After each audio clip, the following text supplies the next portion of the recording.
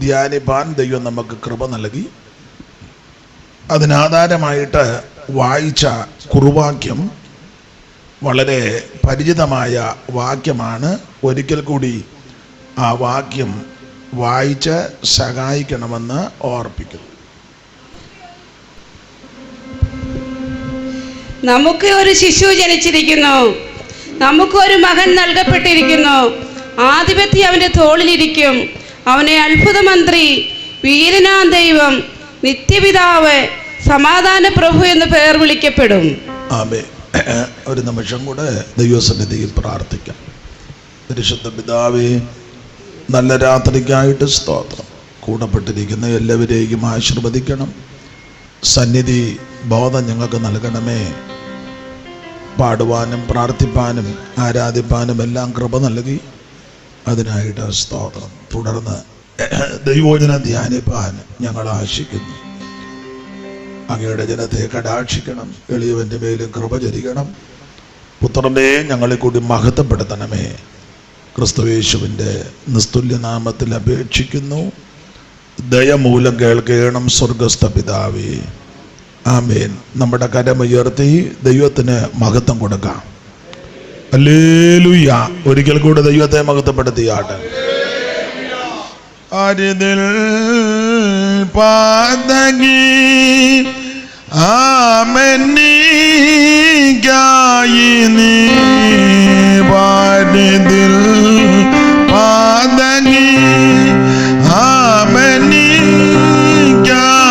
നീ പരമ ഭവനം അതിനെ വെടിഞ്ഞ പരമ ഭവനം അതിനെ വെടിഞ്ഞ കരുണയൊരു പൊഴുതറിവതി ഇടരറുവതി നരുളിന കരുണയൊരു പൊഴുതറിവതി ഇടരറുവതി അരുളിന കരണമതുതവചരണമ മമചരണമ കവഭരണമ മഹിപരമ കരുണ രസരാശേ ഓ പരമ കരുണ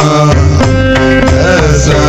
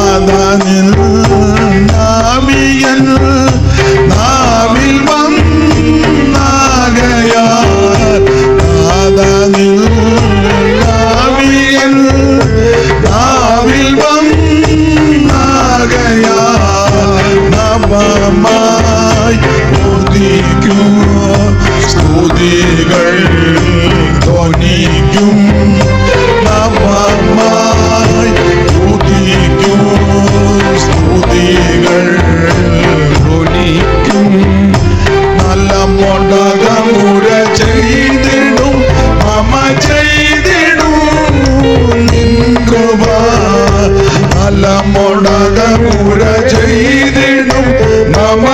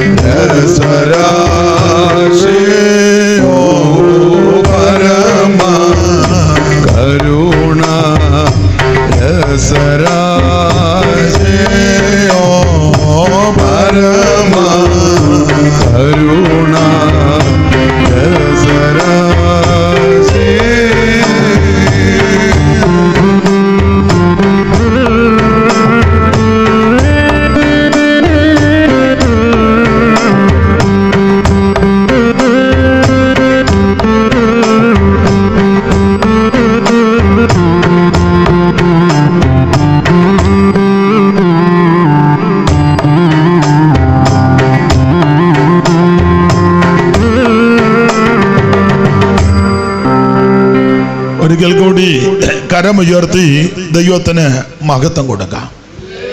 ഹല്ലേലൂയ. ഈ രാത്രിയിൽ നമുക്കൊന്നിച്ചു കൂടി കർത്താവിനെ മഹത്വപ്പെടുത്തുവാൻ ലഭിച്ച വിലപ്പെട്ട അവസരങ്ങൾക്കായി സ്തോത്രം. യെശയ്യാ പ്രവചനം 9-ാം അധ്യായത്തിന്റെ 6-ാമത്തെ തിരുവെടുത്താണ് ചിന്തയ്ക്ക് അടിസ്ഥാനമായിട്ട് ഇന്നലെ വായിച്ചത്. നമുക്ക് ഒരു ശിശു ജനിച്ചിരിക്കുന്നു, നമുക്കൊരു മകൻ നൽകപ്പെട്ടിരിക്കുന്നു. ആധിപത്യം അവന്റെ തോളിൽ ഇരിക്കും, അവൻ അത്ഭുത മന്ത്രി. നമ്മുടെ കർത്താവാകുന്ന യേശുക്രിസ്തുവിനെ പറ്റിയാണ് ഈ വാക്യത്തിൽ പരാമർശിക്കുന്നത്. അവിടുത്തെ വിശേഷതകളിൽ ഒരു കാര്യമാണ് എടുത്ത് പറഞ്ഞിരിക്കുന്നത്, അവിടുന്ന് അത്ഭുത മന്ത്രിയാണ്. ഇന്ന് രാത്രി അത്ഭുത മന്ത്രിയാകുന്ന ക്രിസ്തു നമ്മുടെ നടുവിൽ ഉണ്ട്. ഇന്നലെ നമ്മൾ ചിന്തിച്ചു വന്നത് യേശു ക്രിസ്തുവിന്റെ അത്ഭുതങ്ങൾ, അനേക അത്ഭുതങ്ങൾ നമ്മുടെ കർത്താവ് ചെയ്തു. തൻ്റെ അടുക്കൽ വന്ന ആരും നിരാശയോടെ പോയിട്ടില്ല.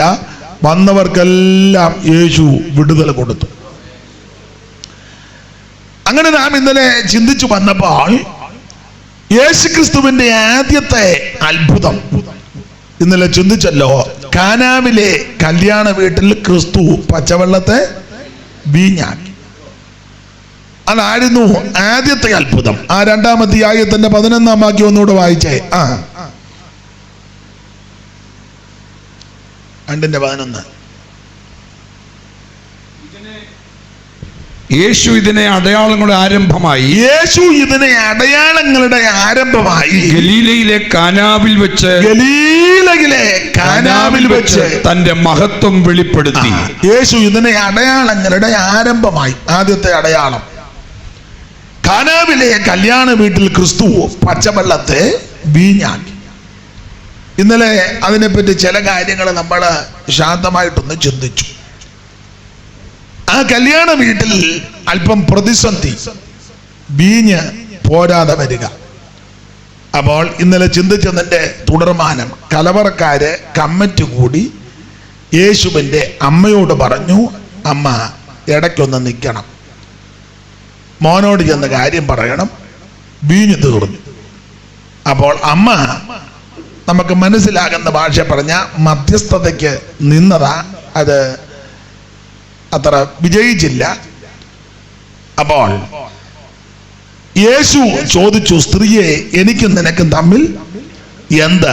എന്റെ നാഴിക ഇതുവരെ വന്നിട്ടില്ല. ഞാന് ഈ അമ്മയെ പറ്റി ചിലര് അറിവില്ലാത്തത് കൊണ്ട് ആക്ഷേപിച്ച് പറയുന്നവരുണ്ട്.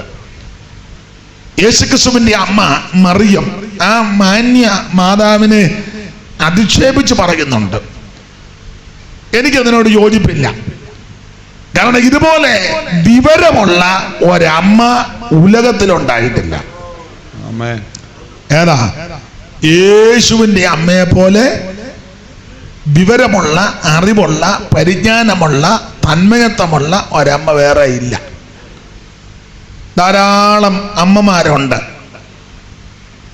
അമ്മ മല്ലപ്പള്ളി, അമ്മ തിരുവല്ലായില്, അമ്മ എറണാകുളത്ത്, അമ്മ കോഴിക്കോട്ട്, അമ്മ ന്യൂയോർക്കില്, ഇങ്ങനെ ധാരാളം അമ്മമാരുണ്ട്. അമ്മയുണ്ട്, അമ്മുമ്മയുണ്ട്, വല്യമ്മയുണ്ട്. എന്നാൽ ഇതുപോലെ വിവരമുള്ള ഒരമ്മ ഉലകത്തിലുണ്ടായിട്ടില്ല. കാരണം കർത്താവ് ചോദിച്ചു, സ്ത്രീയെ എനിക്കും നിനക്കും തമ്മിൽ എന്ത്? എന്റെ നാഴിക ഇതുവരെ വന്നിട്ടില്ല. അന്നേരം അമ്മ വിവരമുള്ള അമ്മ ആയതുകൊണ്ട് പിള്ളേരുടെ ഭാഷ പറഞ്ഞ ന്യൂട്രൽ അവിടെ നിന്ന് വലിഞ്ഞു.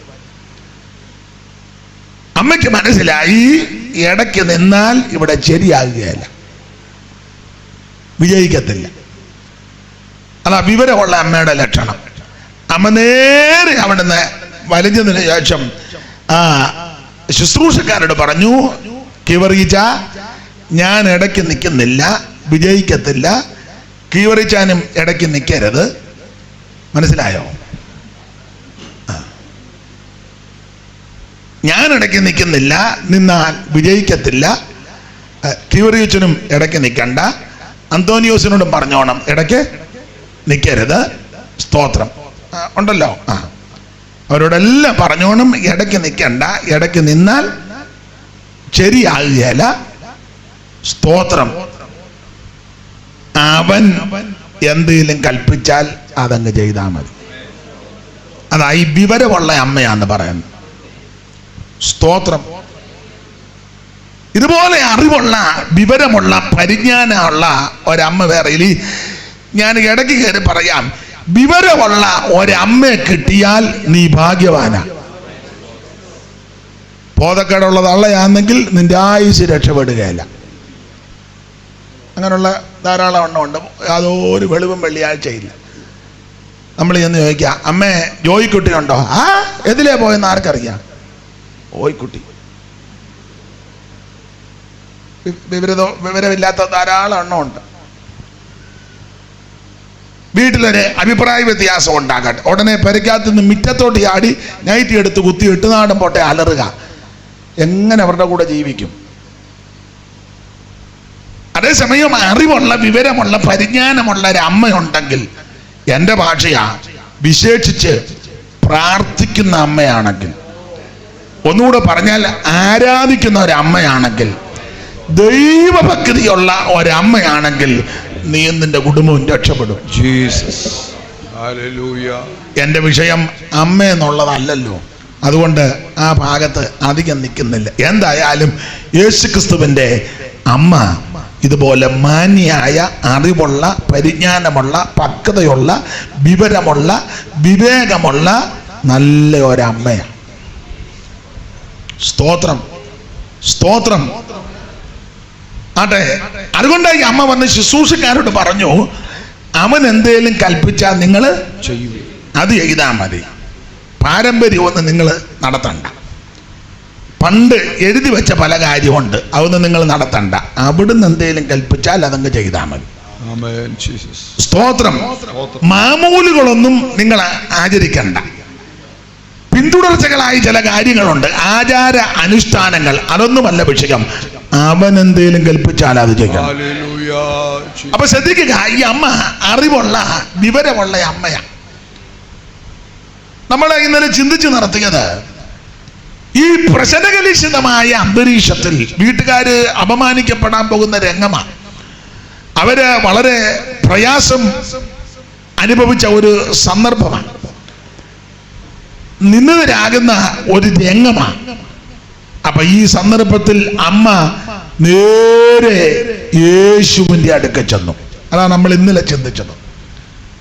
അമ്മ അറിവുള്ള അമ്മയാ, യേശുവിന്റെ അടുക്ക ചെന്നു. അതെന്താ ഈ അമ്മ യേശുവിന്റെ അടുക്കൽ പ്രശ്നം വന്നപ്പോ ചെന്നത്? കാരണം അവിടുന്ന് ആരാണെന്ന് അമ്മയ്ക്ക് നല്ല ഉറപ്പുണ്ട്. എന്ന് പറഞ്ഞാൽ വകതിരിവുള്ള ഒരു അമ്മയാണ്. യേശു ആരാണെന്ന് അമ്മയ്ക്കറിയാം, ശുശ്രൂഷക്കാരാരാണെന്ന് അമ്മയ്ക്കറിയാം, വിരുന്നുവാഴി ആരാണെന്ന് അമ്മയ്ക്കറിയാം, ആ വീട് ആമേൻ ആരുടെ വീടാന്ന് അമ്മയ്ക്കറിയാം, വന്നവര് ആരാണെന്ന് അമ്മയ്ക്കറിയാം, അമ്മ ആരാണെന്ന് അമ്മയ്ക്കറിയാം. അതായി വിവേചനവും വിവരവും. ചിലർക്ക് ആരെ പറ്റി ഒരു വെളിവുമില്ല. ഭർത്താവ് ആരാന്നറിയാൻ മേല, പിള്ളേരേതാന്നറിയാൻ മേല എന്ന് പറഞ്ഞ് ഭർത്താവിനെ അറിയത്തില്ലെന്നല്ല, ഇടപെടാൻ അറിയത്തില്ല.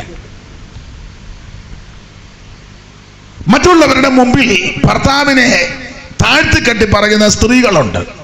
അതും അമ്മയാ, കൊച്ചുങ്ങളുടെ അമ്മ. മിണ്ടുന്നില്ലല്ലോ ആരും. ചില സഹോദരിമാര് ഭർത്താവിന്റെ കുറ്റവും അപാകതകളും നേരെ വന്ന് പാസ്റ്ററോടും ഭാര്യയോടും പറയും. നീ ആയുസ് രക്ഷപ്പെടുകയല്ല. പാസ്റ്ററുടെ വീട്ടിലെ വിശേഷം അവര് പറയാതിരിക്കുന്നതുകൊണ്ടാ. നിങ്ങൾക്ക് മനസ്സിലാകുന്നുണ്ടോ? അവിടെ ചെന്ന നിന്റെ വിശേഷം, പാസാറിനെ ഭാര്യയെ പേടിച്ച് കിടുകിടുകിടുകിടാന്ന് പുള്ളി ആലില തുള്ളും പോലെ തുള്ളിയാ നിൽക്കുന്നത്. പുള്ളിക്കാരി ഒരു നോട്ടം നോക്കിയാൽ മതി, അന്നേരം പുള്ളി ആ പുള്ളിയോടാ നീ എന്ന് നിന്റെ വിചാരം. ആട്ടെ, ഇടയ്ക്ക് കയറിയൊന്ന് പറഞ്ഞെന്നേ ഉള്ളൂ. വിവരമുള്ള വകതിരിവുള്ള വിവേചനമുള്ള അമ്മ. അവിടെ നമ്മുടെ വിഷയത്തിൽ വരാം. അപ്പൊ ഈ അമ്മ യേശു ക്രിസ്തുവിന്റെ അടുക്കൽ അമ്മ വരാനുള്ളതിന്റെ കാരണം, യേശു ക്രിസ്തു ആരാണെന്ന് അമ്മയ്ക്ക് നല്ല തിട്ടമുണ്ട്, അമ്മയ്ക്ക് നല്ല അറിവുണ്ട്. അതിന്റെ കാരണം ലൂക്കോസിന്റെ സുവിശേഷം 2-ാം അധ്യായത്തിന്റെ 19-ാമത്തെ വാക്യത്തിലും 2-ാം അധ്യായത്തിന്റെ 51-ാമത്തെ വാക്യത്തിലും മറിയ ഈ കാര്യമെല്ലാം ഹൃദയത്തിൽ സംഗ്രഹിച്ച് ധ്യാനിച്ചെന്ന. വായിച്ചേ മൈക്ക് കൂടെ. മറിയ ഈ വാർത്തയൊക്കെയും ഹൃദയത്തിൽ സംഗ്രഹിച്ചു. മറിയ ഈ വാർത്തയൊക്കെയും ഹൃദയത്തിൽ സംഗ്രഹിച്ച് ധ്യാനിച്ചു കൊണ്ടിരുന്നു. അത് 2:19 അല്ലേ? ഇനി 51-ാം വാക്യം വായിച്ചേ. അവരോടുകൂടെ ഇറങ്ങി നസ്രയത്തിൽ വന്ന് അവർക്ക് കീഴടങ്ങിയിരുന്നു. ഈ കാര്യങ്ങളെല്ലാം അവന്റെ അമ്മ ഹൃദയത്തിൽ സംഗ്രഹിച്ചു. ഈ കാര്യങ്ങളെല്ലാം അവന്റെ അമ്മ ഹൃദയത്തിൽ സംഗ്രഹിച്ചു. അപ്പോൾ ഈ പ്രശ്നങ്ങൾ വന്നപ്പോൾ യേശുവിന്റെ അടുക്കൽ വന്ന് ഈ കാര്യം പറയാനുള്ള കാരണം, യേശു ക്രിസ്തു ആരാണെന്ന് അമ്മയ്ക്ക് നല്ല ഉറപ്പുണ്ട്. കാരണം ലൂക്കോസ് 2:19, 2:51 ഈ കാര്യങ്ങൾ മുഴുവൻ മറിയ ഹൃദയത്തിൽ സംഗ്രഹിച്ചു. ഏത് കാര്യങ്ങളാ? ഞാൻ ആ ഭാഗം പഠിച്ചപ്പോൾ ഒരു 6-7 കൂട്ടം കാര്യം മറിയ ഹൃദയത്തിൽ സംഗ്രഹിച്ചു. അതിൽ 1-ാമത്തെ കാര്യമാണ് നമ്മൾ ഇന്നലെ ചിന്തിച്ചത്. 6-ാം മാസത്തിൽ ഗബ്രിയേൽ മാലാഖ നസറേത്തിൽ വന്ന് പറഞ്ഞ കാര്യമെല്ലാം മറിയ ഹൃദയത്തിൽ സംഗ്രഹിച്ചു. നിങ്ങളാണ്ട ലൂക്കോസിന്റെ സുവിശേഷം 1-ാം അധ്യായത്തിന്റെ 26 മുതൽ 37 വരെയാണ് വായിക്കേണ്ടത്. ഓടിച്ചെന്ന് വായിച്ചോ. കർത്താവിന്റെ ക്രിസ്തുവിനെ കാണും മുമ്പേ 6-ാം മാസത്തിൽ ദൈവം ഗബ്രിയേൽ ദൂതനെ നസറേത്തെന്ന. മിക്കവാറും ഞാൻ അവിടെ നിന്ന് സ്റ്റാൻഡും മൈക്കും എടുക്കും. ഒന്നുകൂടെ വായില്ലേ. 6-ാം മാസത്തിൽ ദൈവം ഗബ്രിയേൽ ദൂതനെ നസറേത്തെന്ന. 6-ാം മാസത്തിൽ ദൈവം ഗബ്രിയേൽ ദൂതനെ നസറേത്തെന്ന ഗലീല പട്ടണത്തിൽ ദാവീദ് ഗൃഹത്തിലുള്ള യോസഫ് എന്നൊരു പുരുഷനെ വിവാഹം നിശ്ചയം ചെയ്തിരുന്ന കന്യയുടെ അടുക്കൽ അയച്ചു. അപ്പോൾ ആ 26-ാമത്തെ വാക്യം മുതൽ പഠിക്കുമ്പോൾ മറിയത്തിന്റെ അടുക്കൽ സ്വർഗത്തിൽ നിന്ന് ഗബ്രിയേൽ ദൂതൻ വന്ന സംഭവമാണ് അവിടെ രേഖപ്പെടുത്തിയിരിക്കുന്നത്. അങ്ങനെ പറഞ്ഞ് ഈ ദൂതനും മറിയയും കൂടെയുള്ള സംഭാഷണമാണ്. ദൂതൻ വന്ന് പറഞ്ഞു, കൃപ ലഭിച്ചവള് നിനക്ക് വന്ദനം. വന്ദനം കേട്ട മറിയ ആശ്ചര്യപ്പെട്ടു. അപ്പോൾ ദൂതൻ പറഞ്ഞ്, പേടിക്കണ്ട, നിനക്ക് ദൈവത്തിന്റെ കൃപ ലഭിച്ചിരിക്കുക, നീ ഒരു കുഞ്ഞിന് ജന്മം കൊടുക്കും. മറിയ തിരിച്ചു പ്രതിവചിച്ചു, അവൻ പുരുഷനെ അറിയാൻ ഇതെങ്ങനെ സംഭവിക്കും? മറിയെ ഇത് പുരുഷന്റെ ഇഷ്ടത്താലും മനുഷ്യന്റെ ഇഷ്ടത്താലുമല്ല, അത്യുന്നതന്റെ ശക്തി നിന്റെ മേൽ നടലിടും. എന്നിട്ട് പറയുകയാണ്, ആകയാൽ ഉത്ഭവിക്കുന്ന വിശുദ്ധ പ്രജ ദൈവപുത്രൻ എന്ന് വിളിക്കപ്പെടും. അതിന്റെ 31-ാമത്തെ വാക്യം വായിച്ചേ. 31. നീ ഗർഭം ധരിച്ച് ഒരു മകനെ പ്രസവിക്കും, അവന് യേശു എന്ന് പേർ വിളിക്കണം. അവൻ വലിയവനാകും എന്ന് പറഞ്ഞാൽ ദൂതൻ മറിയോട് പറയാ, നീ ഗർഭവതിയായി ഒരു മകനെ പ്രസവിക്കും, അവന് യേശു എന്ന് പേര് വിളിക്കണം. യേശു എന്ന് പറഞ്ഞാൽ രക്ഷിതാവ്. ആമേൻ. ആ പദം 2-ാം അധ്യായത്തിന്റെ 11 കിടപ്പുണ്ട്. ഒന്ന് വായിച്ചോ. ലൂക്കോസ് 2:11. കർത്താവായ ക്രിസ്തു എന്ന രക്ഷിതാവ്. കർത്താവായ ക്രിസ്തു എന്ന രക്ഷിതാവ്. അപ്പൊ ശ്രദ്ധിക്കുക. ആമേൻ. മറിയത്തോട് ദൂതൻ എന്ന് പറയുക, നിന്റെ ഉദരത്തിൽ ഉരുവാകാൻ പോകുന്ന പുരുഷ പ്രജ, ആമേൻ, സാധാരണ പിള്ളാരെ പോലെ അല്ല, അവിടുന്ന് രക്ഷിതാവാ, അവിടുന്ന് രക്ഷിക്കുന്നവനാ, അവിടുന്ന് രക്ഷിപ്പാൻ കഴിവുള്ളവനാ. ആ കാര്യം മറിയ ഹൃദയത്തിൽ സംഗ്രഹിച്ചു. അതാ ഈ പ്രശ്നം വന്നപ്പോൾ നേരെ രക്ഷിതാവിന്റെ അടുക്ക ചെന്നത്. ഇന്ന് രാത്രി നീ തെക്കോട്ടും കിഴക്കോട്ടും വടക്കോട്ടും പടിഞ്ഞാട്ടും അറിയാച്ചനെയും തോമാച്ചനെയും അന്ത്രോസിനെയും ഗീവർഗീസിനെ ആമൻ അല്ല അവരെ ഇവരെയും തപ്പി നടക്കാതെ നീ ഇന്ന് രാത്രി രക്ഷിതാവിന്റെ അടുക്കവാ. രക്ഷകനായിട്ട് ഒരുവനെയുള്ളൂ, യേശു ക്രിസ്തു മാത്രം, മറ്റൊരുത്തനിലും രക്ഷയില്ല. നാം രക്ഷിക്കപ്പെടുവാൻ ആകാശത്തിന് കീഴിൽ മനുഷ്യരുടെ ഇടയിൽ നൽകപ്പെട്ട ഒരേ ഒരു നാമം, അത് ലോകരക്ഷകനാകുന്ന യേശു ക്രിസ്തു. ഇന്ന് രാത്രി ലോകരക്ഷകനാകുന്ന യേശുവിന്റെ അടുക്കൽ വാ. Praise the Lord. സത്യവചനം കേട്ടു നീവാ, നിത്യജീവൻ നിനക്ക് കിടുമേ. ആമേൻ. സത്യവചനം കേട്ടു നീവാ, നിത്യജീവൻ നിനക്ക് കിടുമേ. ഓ നിന്മരും ജീവാ പുസ്തകത്തിൽ ഉണ്മയാലും എഴുതിയിടുമേ. നിന്മരും ജീവാ പുസ്തകത്തിൽ ഉണ്മയാലും എഴുതിടുമേ. വരുവീനിവല്ല സമയം കൃപാവകാതെ നിന്നെ യേശു വിളിച്ചിടുന്നു.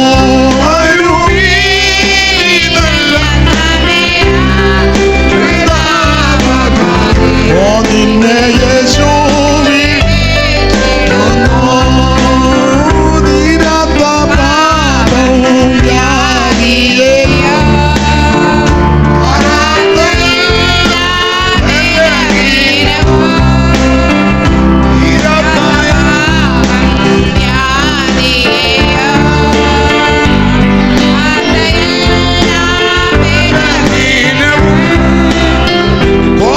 ഓരദൂരീശിൽ ചുമന്നു നിന്നെ സൗഖ്യമാക്കീതൻ അടിപ്പിണരാ.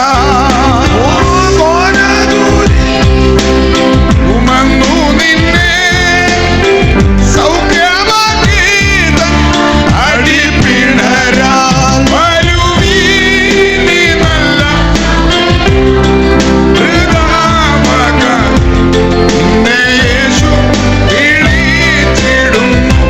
വരുവീനി നല്ല സമയം വൃഥാവക നിന്നെ യേശു വിളിച്ചിടുന്നു. കരം ഉയർത്തി ദൈവത്തിന് മഹത്വം കൊടുത്താട്ടെ. മോനെ ഒത്തിരി സ്ട്രെയിൻ ചെയ്ത് സംസാരിക്കേണ്ടി വരുന്നപ്പോ ഒന്ന് ഫ്രീ ആക്കിത്താ. അതിനകത്ത് എന്നാ കുഴപ്പം എന്നാ? നമുക്ക് എന്നും യോഗമായതുകൊണ്ട് ഈ പ്രസംഗം ഇവിടെ ഇപ്പം കോവിഡ് കഴിഞ്ഞ പിന്നെ ആദ്യമായിട്ടാണ്. നമുക്ക് എന്നും യോഗമാണ്. അപ്പം ഇത് നന്നായില്ലെങ്കിൽ തൊണ്ടയ്ക്ക് പരുവക്കേടാകും.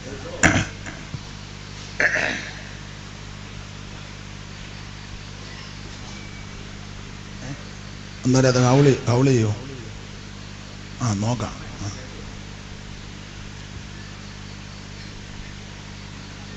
അങ്ങനെ ഇരിക്കട്ടെ, നോക്കാം. അപ്പൊ ശ്രദ്ധിക്കുക, പ്രശ്നങ്ങൾ രൂക്ഷമായപ്പോൾ ഈ അമ്മ യേശുവിൻ്റെ അടുക്കൽ വരാനുള്ളതിൻ്റെ ഒന്നാമത്തെ കാരണം അവിടുന്ന് രക്ഷകനാണ്. ഇന്ന് രാത്രി എന്നെ കേൾക്കുന്ന നിന്റെ ജീവിതത്തിലെ പ്രശ്നങ്ങൾ പരിഹരിക്കപ്പെടണമെങ്കിൽ രക്ഷകനാകുന്ന യേശുവിൻ്റെ അടുക്ക വരണം. അവിടുന്ന് മാത്രമാണ് നിന്നെ രക്ഷിക്കുന്നത്. മതം നിന്നെ രക്ഷിക്കത്തില്ല, സംഘടന നിന്നെ രക്ഷിക്കത്തില്ല, നിന്റെ പണം നിന്നെ രക്ഷിക്കത്തില്ല, പൊളിറ്റിക്കൽ ബലം നിന്നെ രക്ഷിക്കത്തില്ല, സാമുദായിക ബലം നിന്നെ രക്ഷിക്കത്തില്ല, നിന്റെ കായബലം നിന്നെ രക്ഷിക്കത്തില്ല. അവൻ രക്ഷിക്കുവാൻ കഴിവുള്ള ഒരുവൻ മാത്രമേ ഉള്ളൂ, നസറയനാകുന്ന യേശു ക്രിസ്തു.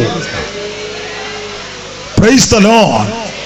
ആ യേശുവിൻ്റെ അടുക്കൽ ഇന്ന് രാത്രി വരുന്നെങ്കിൽ സൂക്ഷം, അവിടുന്ന് നിന്നെ രക്ഷിക്കും. സ്തോത്രം. മറിയ ഈ വാർത്തയെല്ലാം ഹൃദയത്തിൽ സംഗ്രഹിച്ചു. ഏത്? ഒന്ന്, 6-ാം മാസത്തിൽ ഗബ്രിയേൽ മാലാഖമെന്ന് പറഞ്ഞ ആ കാര്യം ഇതാ, അവിടുന്ന് രക്ഷകനാണെന്ന്. അത് മറിയ ഹൃദയത്തിൽ സംഗ്രഹിച്ചു. 2, മറിയ ഹൃദയത്തിൽ സംഗ്രഹിച്ചത് ഈ ആട്ടിടയന്മാര് വന്ന് പറഞ്ഞ കാര്യമെല്ലാം മറിയ ഹൃദയത്തിൽ സംഗ്രഹിച്ചു. നിങ്ങൾ ആണ്ട ലൂക്കോസിന്റെ സുവിശേഷം 2-ാം അധ്യായത്തിന്റെ 8 മുതൽ 17 വരെയുള്ള തിരുവെഴുത്തുകൾ വായിക്കുമ്പോൾ ആട്ടിടയന്മാർ വന്ന് പറഞ്ഞ കാര്യമാണ് ആ കണ്ണികയ്ക്കകത്ത് രേഖപ്പെടുത്തിയിരിക്കുന്നത്. നമ്മുടെ കർത്താവാകുന്ന യേശു ക്രിസ്തുവിന്റെ തിരുപ്പിറവി. അമ്മ മറിയം പ്രസവവേദനയോടെ പല വീടുകളും വാതിലുകളും ഒക്കെ ചെന്ന് മുട്ടി കാണും. ആരും ഇടം കൊടുത്തില്ല. പിന്നെ വേദപഠിതാക്കളിൽ ചിലര് ചില വാക്യത്തിന്റെ അടിസ്ഥാനത്തിൽ ചില ചരിത്ര സംഭവങ്ങൾ തെളിയിച്ച് പറയുന്നത് ഒരു കല്ലിടുക്കിൽ ആമേൻ ക്രിസ്തുവിനെ പ്രസവിച്ച സമയത്തിന് കല്ലിടുക്കാരെന്നാണ്. അവിടെ പ്രസവിച്ചു, ശീലകൾ ചുറ്റി പശുത്തൊട്ടിയിൽ കൊണ്ടുവന്ന് കിടത്തി. ഈ സന്ദർഭത്തിൽ ആടിനെ മേയ്ക്കുന്ന, ആടിനെ തീറ്റുന്ന ഇടയന്മാർ ആടിനെ തീറ്റി അനന്തരം അവർ വെളിമ്പ്രദേശത്ത് വിശ്രമിക്കുക. ഈ സന്ദർഭത്തിൽ പെട്ടെന്ന് സ്വർഗീയ സൈന്യത്തിന്റെ ഒരു ഗാനാലാപമുണ്ടായി. ആ ഗാനാലാപം അത്യുന്നതങ്ങളിൽ ദൈവത്തിന് മഹത്വം, ഭൂമിയിൽ ദൈവപ്രസാദമുള്ള മനുഷ്യർക്ക് സമാധാനം. സ്വർഗീയ ദൂതന്മാരുടെ ഒരു ഗാനമാണ്. നല്ല നല്ല പാട്ടാണ്. നമ്മുടെ ഇപ്പോഴത്തെ പാട്ട് പല പാട്ട് പോലെ അല്ല, ഇത് നല്ല പാട്ടാണ്. ഇപ്പോഴത്തെ പാട്ട് ഒന്നും ഞാനിപ്പോൾ പറയുന്നില്ല, വെറുതെ അലോക്യം ഉണ്ടാക്കും. അപ്പോൾ അവിടെ നല്ല പാട്ടുകളാണ് ആ ദൂതന്മാര് പാടിയത്. ആ പാട്ട് 13-ാമത്തെ വാക്യം വായിച്ചേ. പെട്ടെന്ന് സ്വർഗീയ സൈന്യത്തിന്റെ ഒരു സംഘം ദൂതനോട്, പെട്ടെന്ന് സ്വർഗീയ സൈന്യത്തിന്റെ ഒരു സംഘം ദൂതനോട് ചേർന്ന് ഒരു ദൈവത്തെ പുകഴ്ത്തി. അടുത്തത് അത്യുന്നതങ്ങളിൽ ദൈവത്തിന് മഹത്വം, അത്യുന്നതങ്ങളിൽ ദൈവത്തിന് മഹത്വം. ഇനി പാട്ടിന്റെ ഒരു ക്രമം പറയാം. പാട്ടുകളെല്ലാം ദൈവത്തെ പുകഴ്ത്തുന്നതായിരിക്കണം. ചിലർക്ക് യോഗം തുടങ്ങുമ്പോ പാടേണ്ട പാട്ട് എന്നാന്നറിയാൻ മേല, അറിയത്തില്ല. ഇന്നാളെ ഒരു യോഗത്തിന് നമ്മൾ രണ്ടുകൂടെ ഒരു യോഗത്തിന് പോയി. സ്ഥലം ഞാനിപ്പോ പറയുന്നില്ല. അവിടുത്തെ നടത്തിപ്പുകാരൻ ഉപദേശി, പുള്ളിക്കും വലിയ വെളിവില്ല, ഈ വെളിവ് കെട്ടതൊക്കെ ഉണ്ട്. എന്നാ വെളിവുള്ള ഒരാളെ പിടിച്ചിരുത്തണ്ടേ. അപ്പോൾ പ്രാർത്ഥന അങ്ങോട്ട് ആരംഭിച്ചു. പ്രാർത്ഥിച്ചു കഴിഞ്ഞപ്പോൾ പറഞ്ഞു ഒരു പാട്ട് പാടാൻ. ആരും പാടുന്നില്ല. ഒന്നെങ്കിൽ അദ്ദേഹം ഒരു പാട്ട് എടുത്തിടണം, യോഗം തുടങ്ങുകയല്ലേ.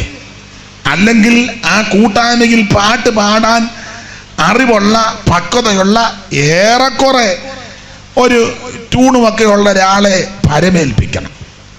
അതില്ലെങ്കിൽ ഇതുപോലത്തെ പാട്ടുകാരെ ആരെയും 2 പേരെ വിളിക്കണം. അതൊക്കെ അല്ലേ അതിൻ്റെ ക്രമം.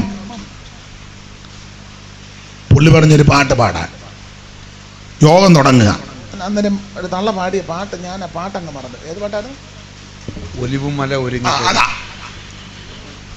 നിർമ്മിത കഥയല്ല. യോഗം അങ്ങോട്ട് പ്രാർത്ഥിച്ച് ആരംഭിക്കുക. ഒരു പാട്ട് പാടാന്ന് പറഞ്ഞപ്പോ ആരും പാടുന്നില്ല. ആ ഇടയ്ക്കെങ്ങാണ്ടിരുന്നൊരു തള്ള, ഒലിവുമല ഒരുങ്ങിക്കഴിഞ്ഞല്ലോ. ഇതാണോ യോഗാരംഭത്തിന്? അതിന് നിനക്കെന്നെ ഒലിവുമല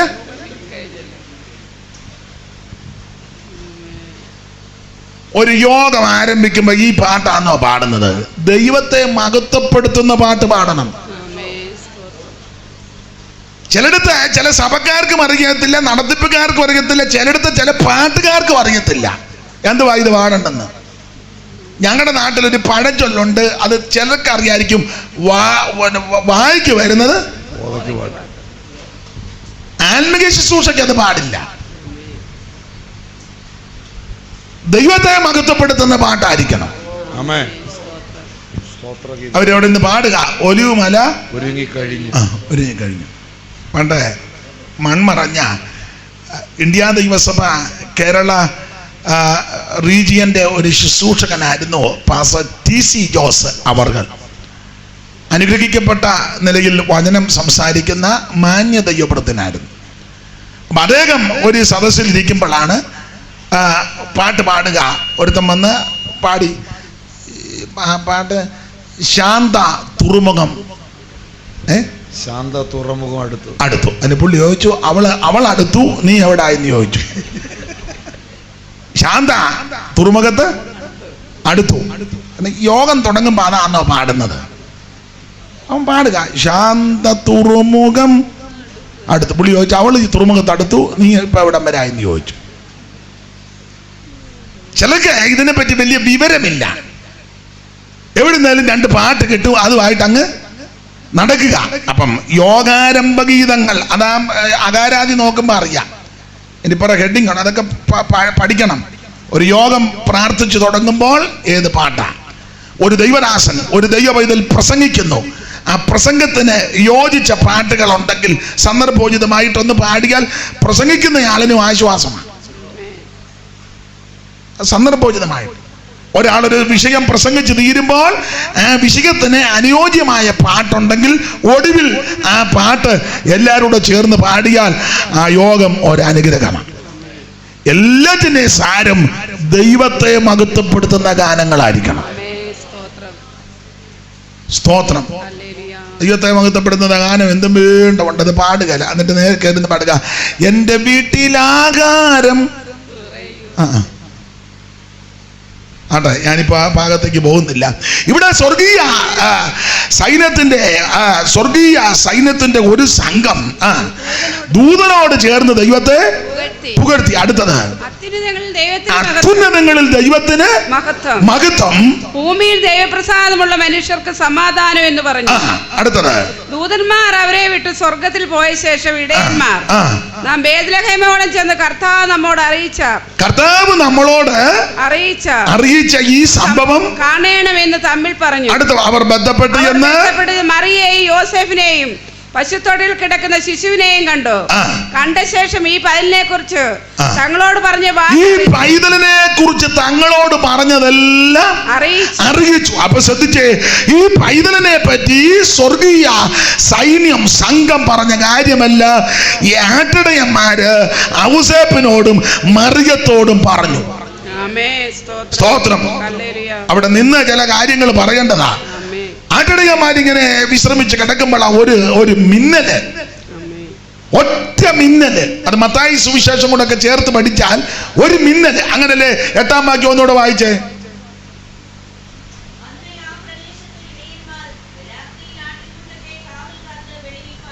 മൈക്ക് കൊണ്ടൊന്ന് വായിച്ചേ. അന്നേ ആ പ്രദേശത്തെ ഇടയന്മാർ രാത്രി ആട്ടിൻകൂട്ടത്തെ കാവൽ കാത്ത് വെളിയിൽ പാർത്തിരുന്നു. അപ്പോൾ കർത്താവിന്റെ ഒരു ദൂതൻ അവരുടെ അരികെ നിന്നു. കർത്താവിന് തേജസ് അവരെ ചുറ്റി മിന്നി, ഒരു തേജസ് മിന്നി. അപ്പം എന്റെ ഭാഷ പറയാ, ഒരു മിന്നല്.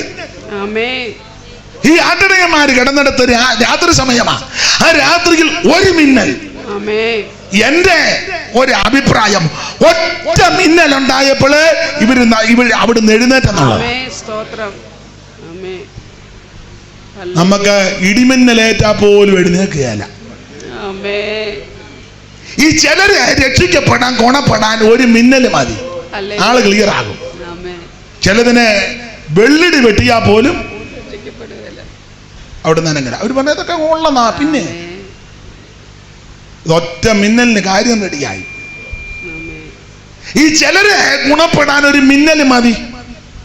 എന്നാൽ ചിലരെഴുന്നേക്കാൻ മിന്നൽ കൊടുത്താൽ ഒക്കത്തില്ല. അതല്ലേ വിദ്വാൻമാർക്ക് മിന്നൽ കൊടുത്താൽ അവര് ഏക്കുകയല്ല. അവര് പേര് തന്നെ അറിയാം, വിദ്വാൻമാരാ. അവർക്ക് മിന്നലുണ്ടായ അവര് നമ്മൾ പറയാ, തങ്കച്ച എനിക്ക് മിന്നലുണ്ടായി. പിന്നെ മിന്നലിന്റെ ഗ്രീക്ക് എന്നാ? മിന്നലിന്റെ മൂലഭാഷ. മിന്നൽ ഇതിനു മുമ്പ് ഉണ്ടായിട്ടുണ്ടോ? പഴയ നിയമം പഠിക്കുമ്പോൾ ആർക്കെങ്കിലും മിന്നിയിട്ടുണ്ടോ? അപ്പോസ്തലന്മാരുടെ കാലത്ത് മിന്നൽ നടന്നതായിട്ട് രേഖകൾ വല്ലോ ഉണ്ടോ? മിന്നലിന്റെ ഹീബ്രു നമ്മൾ കുഴഞ്ഞു പോവുകയുള്ളൂ. അവർ അംഗീകരിക്കുകയല്ല. അപ്പൊ അവരെയും ദൈവത്തിന് ആവശ്യമാണ്. അതുകൊണ്ട് മിന്നലെന്ന് പറഞ്ഞാൽ വിദ്വാൻമാരെ ഏക്കുകയല്ല. അതുകൊണ്ട് വിദ്വാൻമാരുടെ ജ്ഞാനവും നിലയനുസരിച്ച് തമ്പുരാൻ അവർക്ക് നക്ഷത്രം കാണിച്ചു കൊടുത്തു. നക്ഷത്രം കണ്ടപ്പോൾ അവർ അത്യന്തം ഈ ഓരോരുത്തരെയും ദൈവത്തിനറിയാ ഏത് വിധത്തിൽ കൊണ്ടുവരണമെന്ന്. ആട്ടെ, നമ്മുടെ വിഷയം ആട്ടിടയന്മാരാ. ഈ ആട്ടിടയന്മാര് വെളിമ്പ്രദേശത്ത് ആടിനെ തീറ്റി ഇങ്ങനെ വിശ്രമിക്കുമ്പോൾ ഒരു മിന്നൽ, സ്തോത്രം, ആ മിന്നലുണ്ടായപ്പോൾ അവരവിടെ എഴുന്നേറ്റു, ദൂതസംഘത്തിന്റെ ഗാനാലാപം കേട്ടു. ഉടനെ അവർ തമ്മിൽ പറഞ്ഞിട്ട് നമുക്ക് ബേത്ലഹേമോളം ചെന്ന് ഈ കാര്യങ്ങളെല്ലാം ഒന്ന് കണ്ടേച്ചു വരണം. അങ്ങനെ ആട്ടിടയന്മാർ സൂക്ഷം ബേത്ലഹേമിൽ വന്നപ്പോൾ അമ്മയെയും ശിശുവിനെയും എല്ലാം കണ്ട് കർത്താവ് തങ്ങളോട് പറഞ്ഞത്, ആ ദൂതസംഘത്തിന്റെ ഗാനാലാപത്തിൽ പറഞ്ഞ കാര്യം മുഴുവൻ അവിടെ അറിയിച്ചു. ആമേൻ ജീസസ്. എന്തുവാ അവിടെ ദൂതസംഘം വന്ന് പറഞ്ഞു തന്നതാ? ആ 10-ാം വാക്യം വായിച്ചേ. 10-ാം വാക്യം. അവർ ഭയവരസരായി തീർന്നു. ദൂതൻ അവരോട്, ദൂതൻ ആട്ടിടയന്മാരോട് ഭയപ്പെടേണ്ട, സർവജനത്തിനും ഉണ്ടാവാനുള്ള ഒരു മഹാ സന്തോഷം എന്ന് പറഞ്ഞാൽ, നിങ്ങൾ ഭയപ്പെടരുത്, ഭ്രമിക്കരുത്. ദാവീദിന്റെ പട്ടണത്തിൽ നിങ്ങൾക്കായിട്ടൊരു ശിശു ജനിച്ചിരിക്കുന്നു. ആ ശിശുവിന്റെ വിശേഷത എന്തെന്ന് ചോദിച്ചാൽ, സർവജാതികൾക്കും സർവമനുഷ്യർക്ക് ഉണ്ടാകുവാനുള്ള മഹാ സന്തോഷമാണ് ക്രിസ്തു.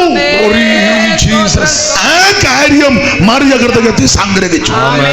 എന്ന് പറഞ്ഞാൽ ഈ കല്യാണ വീട്ടിൽ വന്നിരിക്കുന്ന യവൻ ഞാൻ പ്രസവിച്ചതാ, പക്ഷെ അതിലുപരി അവൻ സകല മനുഷ്യർക്ക് ഉണ്ടാകുവാനുള്ള മഹാ സന്തോഷമാണിവൻ.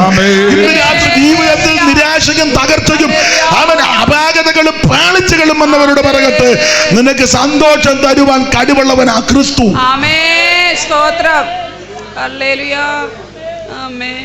മിനിഞ്ഞാന്ന് ചിലർക്ക് നല്ല സന്തോഷമായിരുന്നു. സന്തോഷം കൂടി കൂടി കൂടി റോഡിൽ കൂടെ നമുക്ക് വണ്ടി പോലും ഓടിക്കാൻ പറ്റത്തില്ലായിരുന്നു. എന്തോ ഒരു വിനയമായിട്ടാ ചില സ്ഥലത്ത് ആൾക്കാർ ലൈനായിട്ട് നിൽക്കുന്നേ, സന്തോഷം വരുത്താനാ. ഗവൺമെന്റും അതിന് അനുകൂലമാണ്. അങ്ങനെയും കുറെ പേർക്ക് സന്തോഷം വരട്ടെ. മനസ്സിലായി കാണും. എന്നെ കേൾക്കുന്ന സ്നേഹിത, മദ്യം നിനക്ക് സന്തോഷം വരത്തില്ല. മദ്യം നിന്നെയും നിന്റെ കുടുംബത്തെ നശിപ്പിക്കും. സ്തോത്രം. അത് മാത്രമല്ല, മദ്യപാനി സ്വർഗരാജ്യം അവകാശമാക്കത്തില്ല. സ്തോത്രം, സ്തോത്രം. മനസ്സിലാകുന്നുണ്ടോ? മദ്യം നിനക്ക് സന്തോഷം തരത്തില്ല, നിന്നെയും നിന്റെ കുടുംബത്തെയും നശിപ്പിക്കും. അതിൻ്റെയോ പുസ്തകത്തിലേക്കുന്ന ആർക്ക് കഷ്ടം, ആർക്ക് സങ്കടം, ആർക്ക് കഞ്ചുമപ്പ്, ആവലാതി, ആർക്കാ? മദ്യം ആർക്കാന്ന്?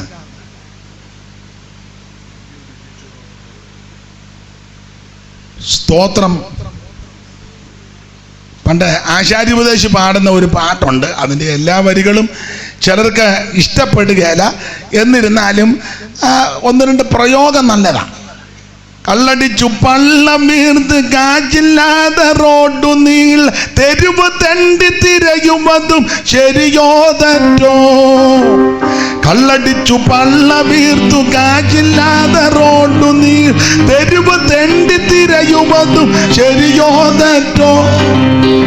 വേല ചെയ്തു വിയർപ്പൊഴുക്കി കൂലി ചോദിച്ചാലുടനെ പോകണമെന്നോതുമതും ശരിയോ തെറ്റോ.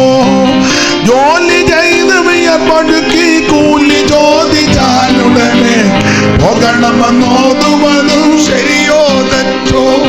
ഇത് ശരിയോ തെറ്റോ.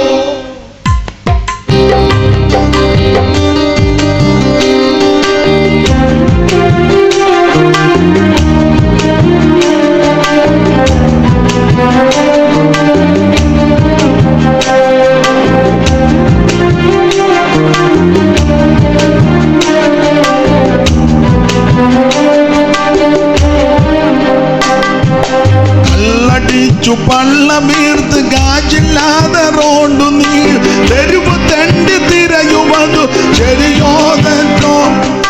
പ്രേമമെന്ന പേര് ചൊല്ലി മാനമുള്ള പെണ്ണുങ്ങളെ പെരുവഴിയിൽ അതും ശരിയോ തെറ്റോ. ഇത് ശരിയോ തെറ്റോ.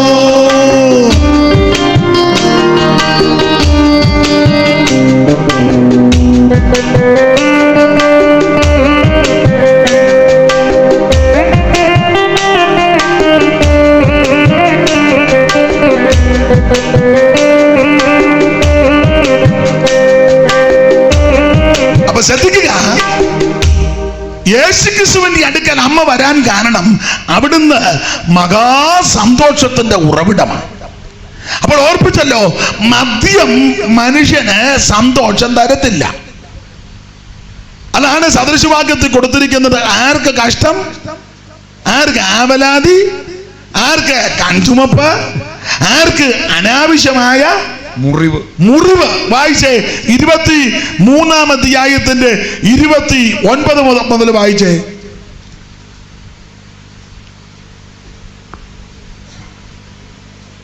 ആർക്ക് കഷ്ടം, ആർക്ക് കഷ്ടം, ആർക്ക് സങ്കടം, ആർക്ക് കലഹം, ആർക്ക് ആവലാതി, ആർക്ക് അനാവശ്യമായ മുറിവുകൾ, ആർക്ക് കൺചുവപ്പ്. അപ്പൊ ഇത് കഷ്ടം, സങ്കടം, കലഹം, ആവലാതി, അനാവശ്യമായ മുറിവ്, കൺചുമപ്പ്, 5-6 കൂട്ടം കാര്യമാ. ആർക്കാണെന്നറിയാവോ? അതിന്റെ ആളിന്റെ പ്രകൃതിയും പേരും താഴെ ഉണ്ട്. വായില് വീഞ്ഞ് കുടിച്ചുകൊണ്ട് നേരം വൈകിക്കുന്നവർക്കും, മദ്യം രുചിച്ചു നോക്കുവാൻ പോകുന്നവർക്കും തന്നെ. കണ്ണ് കിള്ളി പൊളിച്ച ഉടനെ നീ നേരെ നമ്മുടെ സ്ഥലത്തിന്റെ പേരിനെ മേടിക്കാൻ പോകുന്ന ബിവറേജ്. നിന്റെ ആ കണ്ണും നോട്ടം കാണുമ്പോൾ അറിയാം നീ കഴിഞ്ഞ ആഴ്ചയും പോയേച്ചാ. സ്തോത്രം.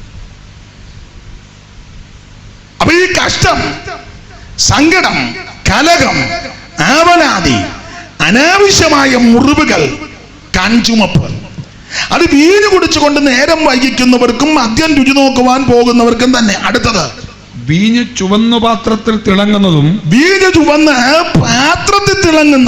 രസമായി ഇറക്കുന്നു നീ നോക്ക. കണ്ടോ?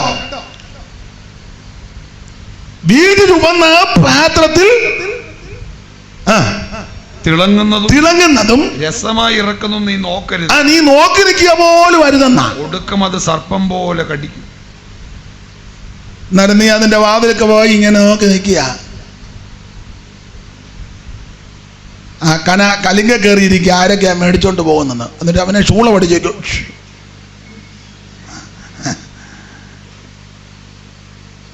എങ്ങനുണ്ട്? അത് നോക്കുക പോലും അരുതെന്ന. ഒന്നുകൂടെ വാക്യം വായിച്ചേ. വീഞ്ഞ് ചുവന്ന് പാത്രത്തിൽ തിളങ്ങുന്നതും രസമാ. മൈക്കിൽ കൂടെ വായിക്കേ.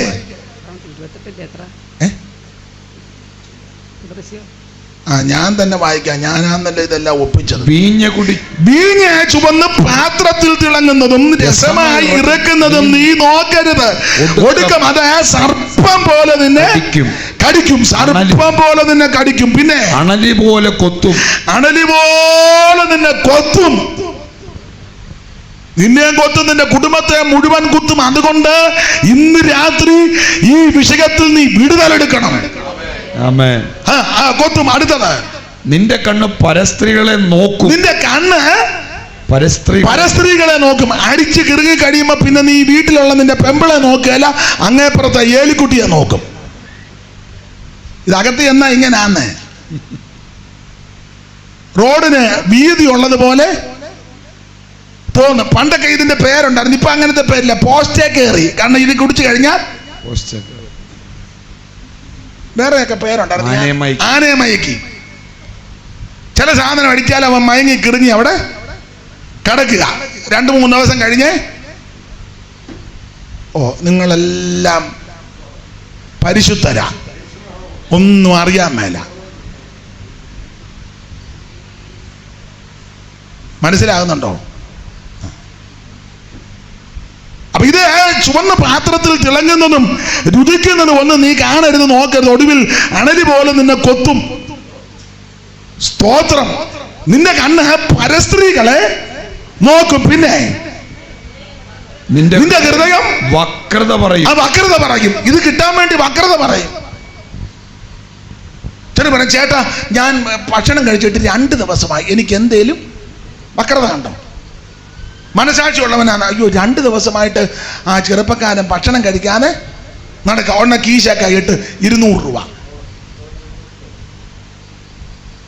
നമ്മൾ നോക്കി നിൽക്കുമ്പോൾ നമ്മൾ തിരിഞ്ഞ് വേറെ കടയിൽ നിന്ന് സാധനം മേടിച്ച് തിരിഞ്ഞു വരുമ്പോൾ അവൻ കിറിയും തൂത്തോണ്ട് വരുന്നു. വക്രത വക്രത വക്രത. അടുത്ത കാലത്ത് ഒരാൾ വന്ന് പറഞ്ഞു എൻ്റെ ഭാര്യ അഡ്മിറ്റാ, എന്തേലും തരാൻ. വക്രതയാ. വേറൊരാൾ പറഞ്ഞു കൊടുക്കരുത്, അവന് കുടിക്കാനാന്ന്. വക്രത കണ്ടോ? ഇപ്പൊ എനിക്ക് കളിപ്പീര് പറ്റിയത് കൊണ്ട് ഇപ്പൊ ഞാൻ പറയും, വിശന്നാ വരുന്ന പറയും അണ്ട ഹോട്ടലിലോട്ട് കയറി ആവശ്യത്തിന് മേടിച്ച് കഴിച്ചോണം. ഇഷ്ടംപോലെ. ഞാൻ ഈയിടെ രാവിലെ വീടിന്റെ വാതിൽ കയറുന്നപ്പോൾ ഒരച്ചായൻ, പുള്ളി ഇന്നാളൊന്ന് വന്നതാ, ഈ അടുത്ത സമയത്ത് വന്നു. ഭാര്യയ്ക്ക് സീരിയസ് ആണ്. ഞാൻ പറഞ്ഞൊരു കാര്യം ചെയ്യ്, എൻ്റെ കൂടെ വാ, നമുക്ക് എവിടാന്ന് ചോദിച്ചു. മെഡിക്കൽ കോളേജ്, വണ്ടിയിലോട്ട് കയറിക്കോ, നമുക്ക് പോയേക്കാന്ന് പറഞ്ഞു. വെട്ടിനകത്തായി. പുള്ളി അത്ര ഓർത്തില്ല. ഞാൻ പറഞ്ഞു വണ്ടിയിലോട്ട് കയറിക്കോ, നമുക്ക് പോകാം, ഞാനിവിടെ വന്നൊന്ന് കണ്ട് പ്രാർത്ഥിക്കാം. അയ്യോ, അവക്ക് പ്രാർത്ഥന ഇഷ്ടമല്ലെന്ന്. സീരിയസ് ആയിട്ടോ? അയക്ക് രാവിലെ 7:30 ആയപ്പോ കിളികിലാന്ന് വിറയ്ക്കുന്നത്. അപ്പൊ ആരാണ്ട് പറഞ്ഞു കൊടുത്താണ്ട് അവിടെ ഒരു വെള്ളം ഇട്ടൊരു ഉപദേശമുണ്ട്, എല്ലിയാണ്. ഇയാള് പണ്ടെന്നെ ഒന്ന് കളിപ്പിച്ചതാ. അതുകൊണ്ടാണ് ഞാൻ പറഞ്ഞ വണ്ടിയിലോട്ട് കയറിക്കോ, നമുക്ക് പെട്ടെന്ന്. വക്രത. ഈ അടുത്ത സമയത്ത് പുള്ളി അവിടെ വന്നപ്പോ ഞാൻ വാതിൽ കയറുമ്പോൾ പെട്ടെന്ന് കൊണ്ട് തിരിഞ്ഞങ്ങ് പോയി. വക്രത വക്രതയാണ്. അപ്പൊ ഇത് വക്രത പറയും. അടുത്ത വാക്യം വായിച്ചത് വക്രത.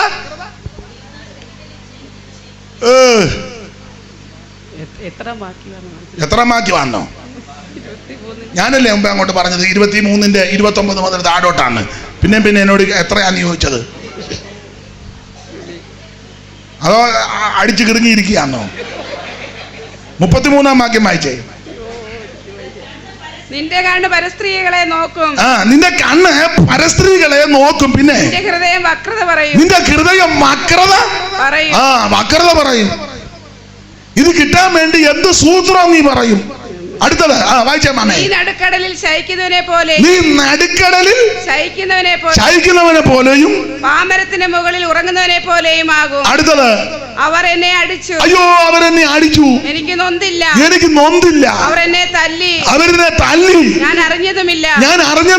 ഞാൻ എപ്പോൾ ഉണരും. ഞാൻ എപ്പോൾ ഉണരും. ഞാൻ ഇനിയും അത് തന്നെ തേടു എന്ന് പറയും. ഇനിയിപ്പോ നിന്നെ പറ്റി എന്നാ പറയാനാ? സ്തോത്രം. ഇന്ന് രാത്രി മദ്യപാനത്തിന്റെ പിടിയിൽ അകപ്പെട്ട നിനക്ക് വിടുതൽ തരുവാൻ കഴിവുള്ള ഒരുവനേ ഉള്ളൂ, നസറായനാകുന്ന യേശു ക്രിസ്തു. ഇന്ന് രാത്രി അവിടുത്തെ പാദപീഠത്തിൽ നീ സമർപ്പിച്ചാൽ, പലർക്കും ആഗ്രഹമുണ്ട് ഇത് നിർത്തണം, ഇത് ഉപേക്ഷിക്കണം, ഇത് വർദ്ധിക്കണം, പക്ഷേ സാധിക്കുന്നില്ല. ആ ഒരു ശക്തി നിന്നെ വീണ്ടും വീണ്ടും ഇതിലേക്ക് കൊണ്ടുപോകുന്നെങ്കിൽ ഇന്ന് രാത്രി അങ്ങനെയുള്ള സാത്താന്യ ശക്തിയെ തകർക്കുന്ന ദൈവശക്തിക്ക് നീ വശംവദപ്പെട്ട് കൊടുക്ക്. യേശു നിന്നെ രക്ഷിക്കും. അപ്പോൾ മദ്യം നിനക്ക് സന്തോഷം തരികയില്ല. അതുകൊണ്ട് മദ്യത്തിന്റെ പുറകെ ഇനിയും പോകരുത്. സ്തോത്രം. നീ ആ മദ്യത്തിന് ചെലവാക്കുന്ന കാശ് അത് നിന്റെ വീട്ടിലൊന്നും ഉപയോഗിച്ചേ. മോനോ മോക്കോ ഒരു ജോഡി ഡ്രസ്സും മേടിച്ച്, സാരി ആന്നെ ഒരു സാരി മേടിച്ചു കൊടുത്ത്, വീട്ടിൽ കടിക്കാനുള്ളതെല്ലാം മേടിച്ച്, നിനക്ക് ഒരു നല്ല ഷർട്ടുമൊക്കെ എടുത്ത്, ഇതിന്റെ കാശ് മതിയല്ലോ. മാത്രമല്ല, നിനക്ക് പെൺപിള്ളേരാണെങ്കിൽ ആ മദ്യത്തിന് ചെലവാക്കുന്ന പൈസ അതങ്ങ് നിർത്തിയിട്ട് അത് ഒന്ന് ബാങ്കിൽ ഇടുകയോ അല്ലെ സൂക്ഷിച്ചു വെക്കുകയോ ചെയ്താൽ, പെണ്ണ് പ്രായമായി വരുമ്പോ നീ ആരോടും തെണ്ടേണ്ടത് വരികയല്ല. മനസ്സിലായോ? അല്ലെ നീ പറയും കുണ്ണൂസിലൊന്ന് എഴുതടി. നീ നീയല്ലേ സഭയിൽ പോകുന്നത്, നീ എഴുത്. നിങ്ങളുടെ ബെന്തിക്കോസുകാര് ഏതാണ്ടൊക്കെ ചെയ്യുന്നുണ്ടല്ലോ. മനസ്സിലാകുന്നില്ല. മദ്യം നിനക്ക് സന്തോഷം തരികയല്ല. ദൈവത്തിന് മഹത്വം. ഇന്ന് രാത്രി പരമസന്തോഷത്തിന്റെ ഉറവിടമാണ് യേശു ക്രിസ്തു. ദൈവത്തിന് മഹത്വം. അപ്പോൾ സർവജനത്തിനും ഉണ്ടാകുവാനുള്ള ഒരു മഹാസന്തോഷം, അത് ദൂതന്മാര് ഈ ആട്ടിടയന്മാരോട് പറഞ്ഞു. ഈ വസ്തുത ആട്ടിടയന്മാർ വന്ന് മറിയത്തോടും യൗസേപ്പിനോടും പറഞ്ഞു. ആ കാര്യവും മറിയം ഹൃദയത്തിൽ സംഗ്രഹിച്ചു. ഏത് കാര്യം? ആമൻ ഇവിടെ വന്നിരിക്കുന്ന അവിടുന്ന് എൻ്റെ മകനാണെങ്കിലും അവിടുന്ന് മഹാ സന്തോഷം കൊടുക്കാൻ കഴിവുള്ളവനാ. ജീവിതത്തിന്റെ നിരാശ മാറണമെങ്കിൽ, തകർച്ച മാറണമെങ്കിൽ, പാളിച്ചകൾ മാറണമെങ്കിൽ സന്തോഷത്തിന്റെ ഉറവിടമാകുന്ന യേശു ക്രിസ്തുവിലേക്ക് വരിക. ദൈവത്തിന്റെ രാജ്യം ഭക്ഷണവും പാനീയമല്ല, നീതിയും സമാധാനവും പരിശുദ്ധാത്മാവിൽ സന്തോഷം. ഈ സന്തോഷം ദൈവമക്കൾക്കേ ഉള്ളൂ. ദൈവമക്കളെന്ന് ഞാൻ ഉദ്ദേശിച്ച പെന്തിക്കോസുകാരുടെ കാര്യമല്ല. നിങ്ങൾ ഓർക്കുന്നത് പെന്തിക്കോസുകാരാണ്. പെന്തിക്കോസിൽ എല്ലാവർക്കും ഒന്നും സന്തോഷമില്ല. ഇരിക്കുന്നാണ്ടില്ലേ, സന്തോഷമൊന്നുമില്ല. പിന്നെ ആർക്കാ സന്തോഷം? പറയാം.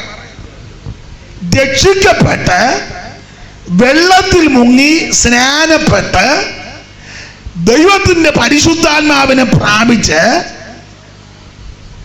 തിരുമേശയെടുത്ത് വേർപാട് പാലിച്ച് അനുദിന ജീവിതത്തിൽ മാനസാന്തരപ്പെട്ട് കൂട്ടായ്മ ആചരിച്ച് പ്രാർത്ഥന കഴിച്ച്, മനസ്സിലാകുന്നുണ്ടോ?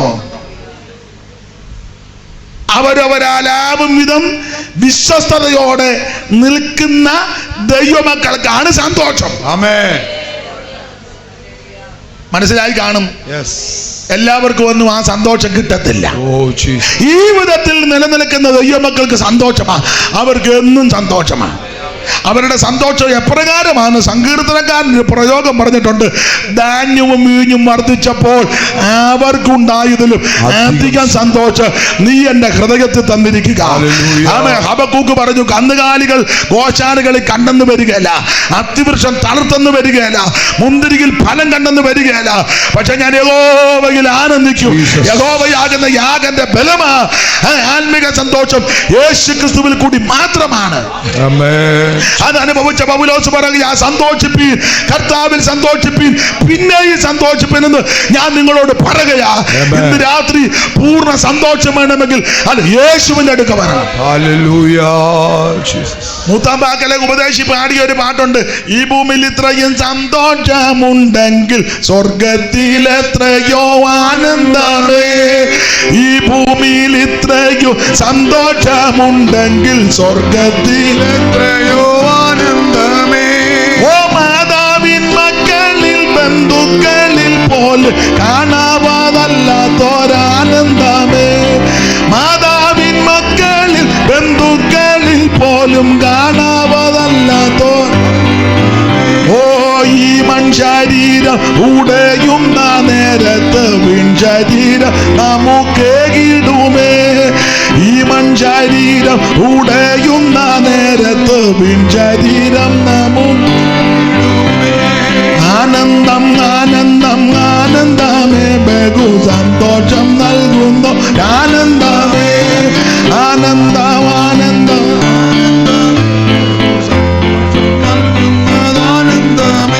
ഓ എപ്പോഴും സന്തോഷം സന്തോഷം നൽകുന്ന ആനന്ദമേ, പരമാനന്ദമേ. എപ്പോഴും സന്തോഷം സന്തോഷം നൽകുന്ന ആനന്ദമേ, പരമാനന്ദമേ. ഒരു സന്തോഷമില്ലാതാ പാടിയത്. ഞാൻ കണ്ട് ഒരു സന്തോഷമില്ല. വലിയ പിടികുടിക്കകത്ത് വീണതുപോലെ പാടുന്നത്. എപ്പോഴും സന്തോഷം സന്തോഷം. ഈ ഭൂമിയിൽ പൂർണ്ണ ആനന്ദമുള്ളത് വീണ്ടെടുക്കപ്പെട്ട ദൈവമക്കൾക്കാണ്. ആ സന്തോഷം യേശുക്രിസ്തുവിൽ കൂടി മാത്രമാണ്. അപ്പോൾ മറിയം ഈ പ്രശ്നത്തിന്റെ നടുവിൽ യേശുവിന്റെ അടുക്കൽ വരാൻ കാരണം അവിടുന്ന് ആരാണെന്ന് അമ്മയ്ക്ക് നല്ല ഉറപ്പുണ്ട്. സ്തോത്രം. ഒന്ന്, അവിടുന്ന് രക്ഷിതാവാ. സ്തോത്രം. രണ്ട്, അവിടുന്ന് സർവ്വജനത്തിനും ഉണ്ടാകുവാനുള്ള മഹാസന്തോഷമാണ്. ഈ കാര്യങ്ങളാ ആട്ടിടയന്മാര് വന്ന് ആമൻ മറിയത്തോട് പറഞ്ഞു. അത് മുഴുവൻ മറിയ ഹൃദയത്തിൽ സംഗ്രഹിച്ചു. സ്തോത്രം. ആട്ടിടയർ കൂട്ടമായി വന്ന നേരം കീർത്തുശീലയിൽ കിടന്ന യേശുദേവാ. ആട്ടിടയർ കൂട്ടമായി വന്ന നേരം യേശുദേവാ. പട്ടിനുള്ള മൂലവസ്തു സൃഷ്ടി ചെയ്ത ദൈവമേ, ഇഷ്ടമാകിടപ്പും കണ്ടു ഞാൻ നമിക്കുന്നേ സിയോൻ മണവാളനെ ശ്രീനരപതിയെ സിയോൻ മണവാളനെ ശ്രീനരപതിയെ സിയോൻ മണവാളനെ ശ്രീനരപതിയെ സിയോൻ മണവാളനെ നാശപാത്രമായ ലോകം ആകെയുദ്ധരിപ്പനിന്ന് കന്യകയിൽ ജാതനായി വന്ന ശ്രീനരപതിയെ സിയോൻ മണവാളനെ ശ്രീനരപതിയെ സിയോൻ മണവാളനെ ശ്രീനരപതിയെ സിയോൻ മണവാളനെ. കരമുയർത്തി ദൈവത്തിന് മഹത്വം കൊടുക്കാം. അപ്പൊ മറിയ ഈ വാർത്തയൊക്കെയും ഹൃദയത്തിൽ സംഗ്രഹിച്ചു. ഒന്ന്, 6-ാം മാസത്തിൽ ഗബ്രിയേൽ മാലാഖ വന്ന് പറഞ്ഞ കാര്യം മറിയ ഹൃദയത്തിൽ സംഗ്രഹിച്ചു. അവൻ രക്ഷിതാവാണ്. ആ സന്ദർഭത്തിൽ യേശുക്രിസ്തുവിന്റെ തിരുപ്പറവയോടുള്ള ബന്ധത്തിൽ ആട്ടിടയന്മാർ വന്ന് പറഞ്ഞ കാര്യവും മറിയ ഹൃദയത്തിൽ സംഗ്രഹിച്ചു. അവിടുന്ന് നിത്യ സന്തോഷമാണ്. 3, വിദ്വാൻമാര് വന്ന് പറഞ്ഞ കാര്യവും മറിയ ഹൃദയത്തിൽ സംഗ്രഹിച്ചു. അത് 2-ാം അധ്യായത്തിന്റെ 1 മുതൽ 11 വരെയുള്ള തിരുവെഴുത്തുകൾ, ലൂക്കോസ് 2:1 മുതൽ 11 വരെയുള്ള തിരുവെഴുത്തുകൾ പഠിക്കുമ്പോൾ വിദ്വാൻമാര് വന്ന് പറഞ്ഞ ചില കാര്യങ്ങളുണ്ട്. അതും മറിയ ഹൃദയത്തിൽ സംഗ്രഹിച്ചു. എന്തുവാ ഈ വിദ്വാൻമാര് വന്ന് പറഞ്ഞത്? ആ വിദ്വാൻമാര് പറഞ്ഞ കാര്യങ്ങള് പല കാര്യങ്ങളുണ്ട്. 1-2 കാര്യം പറഞ്ഞത്. ഒന്ന്, ഈ കിടക്കുന്ന ശിശു അല്ലെങ്കിൽ ഈ കാണുന്ന ശിശു യഹൂദന്മാരുടെ രാജാവാ എന്ന് പറഞ്ഞാൽ സാധാരണ ഒരു വ്യക്തിയല്ല. യേശു അവിടുന്ന് രാജാതിരാജാവാ. ഈ കാര്യം മറിയ ഹൃദയത്തിൽ സംഗ്രഹിക്കുക. അതല്ലേ വിദ്വാൻമാർ വന്ന് ചോദിക്കുക, ആ ഹെരോദാവിനോട് യഹൂദന്മാരുടെ രാജാവായി പിറന്നവൻ എവിടെ? വായിച്ച 2:1. മൈക്ക് കൂടെ വായിക്കും. ആ കാലത്തെ ലോകമൊക്കെയും പേർ വഴി ചാർത്തേണമെന്ന് ഔഗുസ്തസ് കൈസരുടെ ഒരു ആജ്ഞ പുറപ്പെട്ടു. എന്നാ കൈസര? ഔഗുസ്തസ്. ഒന്നുകൂടെ വായിച്ചോ. ആ കാലത്ത് ലോകമൊക്കെയും പേർ വഴി ചാർത്തേണമെന്ന് ഔഗുസ്തോസ് കൈസരുടെ ഒരാജ്ഞ പുറപ്പെട്ടു. കുറന്യസ് സുറിയനാട് വാഴുമ്പോൾ ഈ 1-ാമത്തെ ചാർത്തലുണ്ടായി. എല്ലാവരും ചാർത്തപ്പെടേണ്ടതിന് നിങ്ങൾ മത്തായി സുവിശേഷം ഇതിനോട് ചേർത്ത് 2-ാം അധ്യായത്തിന്റെ 1-2 വാക്യവും കൂടെ മൈക്ക് കൊണ്ടുവന്ന് വായിച്ചേ. ഹെരോദ രാജാവിന്റെ കാലത്ത് യേശു യഹൂദിയിലെ ബെത്ലഹേമിൽ ജനിച്ച ശേഷം കിഴക്കുനിന്ന് വിദ്വാൻമാർ യെരൂശലേമിലെത്തി. യഹൂദന്മാരുടെ രാജാവായി പിറന്നവൻ എവിടെ? ഞങ്ങൾ അവന്റെ നക്ഷത്രം. യഹൂദന്മാരുടെ രാജാവായി പിറന്നവൻ എവിടെ? വിദ്വാൻമാർ വന്ന് ഹെരോദാവിന്റെ പാലസിൽ കയറി ഹെരോദാവിനോട് നേരിട്ട് രാജാവായിട്ട് പിറന്നവൻ. ഞാനൊരു എളിയ ചിന്ത പറയാം, നിങ്ങൾക്ക് ബുദ്ധിമുട്ട് വരും. എന്നാലും രാജാവ് അന്തം വിട്ട് കാണും. ഞാനറിയാതെ കൊട്ടാരത്തിൽ, ചുരുക്കി പറഞ്ഞാൽ കുടുംബകലകം ഉണ്ടാകാതിരിക്കുന്നത് വളരെ നന്ന്. അയാൾ അന്തം വിട്ടുപോയി കാണും. ഞാനറിയാതെ കൊട്ടാരത്തിൽ രാജാവായിട്ട് പറന്നെന്നോ. പിന്നെ അയാള് കുറച്ച് കൂർമ്മബുദ്ധിക്കാരനാണ്. ആട്ടെ, നമുക്ക് ആ ഭാഗം അങ്ങ് വിട്ടേക്കാം. അപ്പോൾ ഈ വിദ്വാൻമാര് വന്ന് ഈ കാര്യങ്ങളെല്ലാം മറിയത്തോട് പറഞ്ഞു. അതിൽ 1-ാമത്തെ കാര്യമാണ് അമ്മയോട് പറഞ്ഞു കാണും, അമ്മേ, ഈ കിടക്കുന്ന കുഞ്ഞ് അല്ലെങ്കിൽ ഈ ശിശു ഒരു സാധാരണ ശിശുവല്ല, അവിടുന്ന് രാജാതിരാജാവാ. ആ കാര്യം മറിയ ഹൃദയത്തിൽ സംഗ്രഹിച്ചു. ദൈവത്തിന്റെ മഹത്വം. അതാ പ്രശ്നം വന്നപ്പോൾ യേശുവിന്റെ അടുക്ക വന്നത്. അവിടുന്ന് മാത്രമാ രാജാതിരാജാവ്. ഇനി ഒരു കാര്യം കൂടെ കേറ്റി പറയാ, അവിടുന്ന് ഒരു ഭരണം നടത്താൻ വരുന്നുണ്ട്. അന്നേ ശരിയായ ഭരണമാകൂ. ശരിയാകും ശരിയാക്കുമെന്നൊക്കെ പലരും പറയും. ശരിയാകത്തില്ലെന്ന് ഞാൻ ഉറപ്പിച്ചും തറപ്പിച്ചും പറയാ. ശരിയാകുന്നില്ലെന്ന് കണ്ടോണ്ടിരിക്കുകയല്ലേ. ശരിയായിട്ടൊരു ഭരണം ഇവിടെ ഈ ഭൂമിയിൽ ആര് ഭരിച്ചാലും ഇനി ശരിയാകത്തില്ല.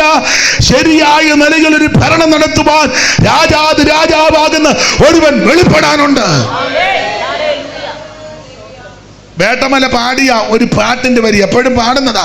ആ പാട്ടിന്റെ വരി ഇതാ: ഇതുവരെ ഭരിച്ചവരിൽ നിന്നും സ്വർഗസ്ഥനേറ്റെടുക്കും, ഇതുവരെ ഭരിച്ചവരിൽ നിന്നും സ്വർഗസ്ഥനേറ്റെടുക്കും, ഈ ലോകത്തെ ഭരിച്ചിടുവാൻ ശാലേമിൻ രാജാധിരാജൻ വരും. ഈ ലോകത്തെ ഭരിച്ചിടുവാൻ ശാലേമിൻ രാജാധിരാജൻ വരും.